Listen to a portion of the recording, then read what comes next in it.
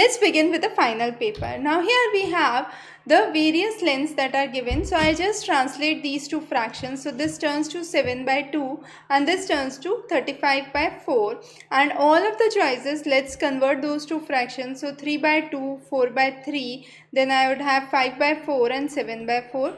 Now the choice which has 3 in the denominator can be straightforwardly removed, because even if I multiply it with any of the integers, it won't give me the denominators as 4 or 2.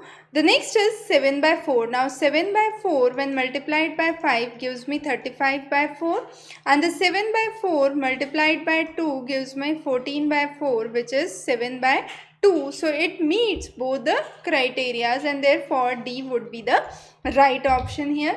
The next question is simply find out the difference between the birth rate and the death rate to explain the natural growth rate.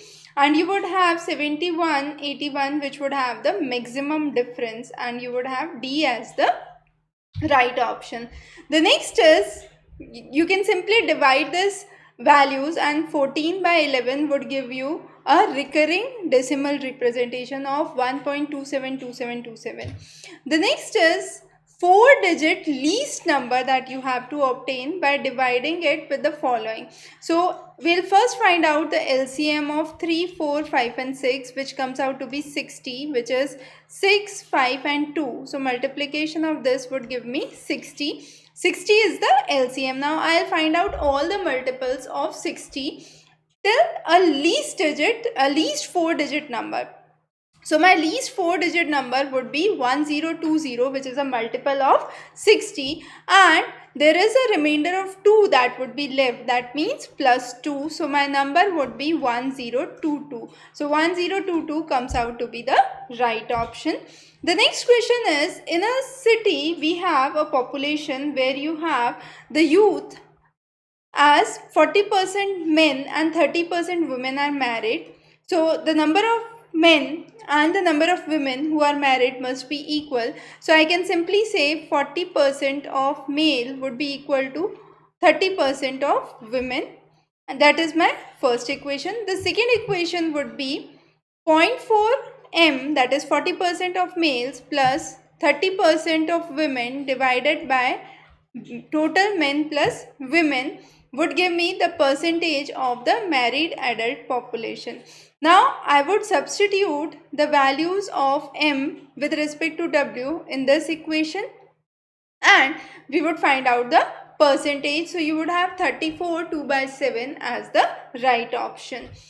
The next is, the sum of rupees 2500 is distributed among XYZ in the ratio of 1:2, 3:4 and 5:6. So I just take an LCM of 12. So it comes out to be 6, 9 and 10.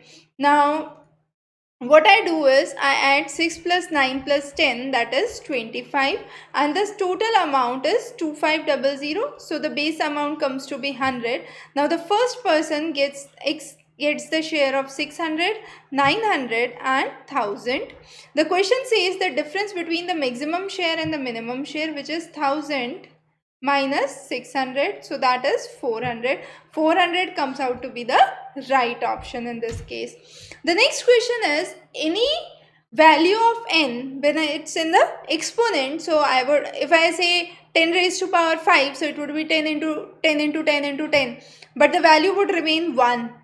So 1 would be the base value that would remain, and therefore it is always 2. So it would be for any number or any whole number n, not only for n is equal to 0. A very important and a tricky question, because most of the students would go by the first choice, say that this is correct and mark it as the answer, but it's not just applicable to n is equal to 0, but for any of the whole number n. The next is, there are 3 groups of student A, B, C. Now one student from A goes into B and some goes into C, and there is shifting within the groups. But what is asked is the average weight of the students of the class. So whatever the shifting is there, the total weight of the class would remain the same, because from within the class no student is going out, no student is entering in. So it would remain the same. That would be the right option. The next is, I have different sums of denominations that are there, and I have to take 3 denotations. So what are the possible combinations that could be there? Now here you have 5 of the denominations that are there. I have to pick any 3. So 5 into 4 into 3. Now that 3 denomination can be expressed as 3 into 2. So there could be 3 into 2 because there are 3 denominations. So the first one would be 3 and then 2. So this would be the value, and when I solve this, it would give me 10. So 10 would be the different sums that could be formed. The next is, the Spanish ships brought about potato tuber from South America to Ireland, and later on people in Ireland started to grow potatoes, but there was a fungal infestation that affected and spread across the country and killed millions of the people because of the famine that was caused. Now this basically explains that it's not a good suggestion to grow a homogeneous food crop. Since there was just one food crop, there was a kind of pathetic scenario with a famine that was witnessed, killing and displacing millions of people. So D becomes the right option. Next question is a very interesting question. Now you can simply solve it. Consider the base is 100. Now there is a successive discount of 10 and 20. So I would have 90. A discount of 20% on 90 would give me 72. And on that 10% tax, so it includes 7.2. So it gives me 79.2. Now the next is 100. 20% discount makes it 80. Further 10% discounts, so I subtract 8, so it comes out to be 72. Again 7.2 as a service tax, so 79.2. I have firstly a 10% service tax, so 110. Then I have a discount of 20%, so that is 110 minus 22, that gives me 88, and then from 88 I subtract 8.8 again, so that gives me 79.2. So again all the 3 would have the equal opportunities for the customer. So customer would benefit equally in all the 3 options. The next is from letter A to Z. It's numbered 1 to 26. A, B, C, D, E, F, G. So G is 7. G, H, I. So 7, 8, 9 into 2 gives me 1, 5, 7, 8. D, E, F, that is A, B, C, D, that is 4, 5, 6.